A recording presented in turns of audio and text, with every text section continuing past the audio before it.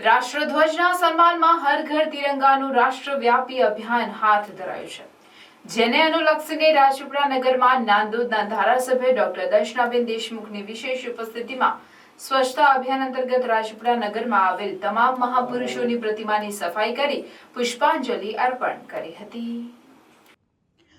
આ પ્રસંગે વડાપ્રધાન નરેન્દ્રભાઈ મોદીના નેતૃત્વમાં શરૂ કરાયેલી હર ઘર તિરંગા અભિયાનને વધુ વ્યાપક બનાવવા માટે જિલ્લાના નાગરિકો ઉત્સાહભેર જોડાયા। તે માટે ઘરે ઘરે, ફળીએ ફળીએ, દુકાને દુકાને જઈને રાષ્ટ્રધ્વજ વિતરણ કરવામાં આવ્યું।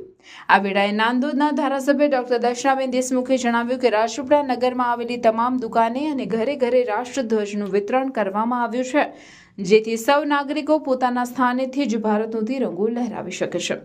સાથે સાથે રાજપીપળા મુકામે સ્વતંત્ર વીરોની મહાન પ્રતિમાનું પણ સ્વચ્છતા અભિયાન માધ્યમથી સ્વચ્છતાની ઝુંબેશ શરૂ કરવામાં આવેલ છે। સમગ્ર દેશમાં રાષ્ટ્રીય હર ઘર તિરંગા અભિયાન અંતર્ગત નાગરિકોમાં રાષ્ટ્રીય પ્રત્યેની ભાવના જાગે અને રાષ્ટ્રીય પર્વની ઉજવણી પૂર્વે જિલ્લાવાસીઓ દેશભક્તિના રંગે રંગાય, તેમજ નાગરિકો તિરંગાની આન બાન અને શાન જાળવી રાખી પોતાના ઘર પર રાષ્ટ્રધ્વજને સન્માન સાથે લહેરાવે અને આ ઉત્સવમાં સહભાગી બને એવી અપીલ કરી હતી।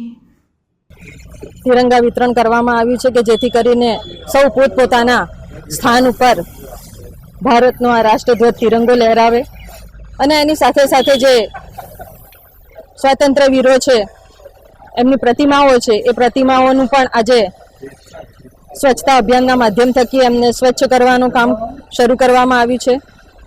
આખા દેશમાં આ તિરંગા અભિયાન દ્વારા લોકોમાં ભારત પ્રત્યેની રાષ્ટ્રભાવના જાગૃત થાય અને એ રાષ્ટ્રભાવનાને જાગૃત કરીને સૌ પોતપોતાના ઘરે આ તિરંગો લહેરાવે એવી સૌને હું અપીલ પણ કરું છું અને 15મી ઓગસ્ટના દિવસની આ સ્વતંત્રતા દિવસને લોકોને ખૂબ ખૂબ શુભકામનાઓ પણ પાઠવું છું।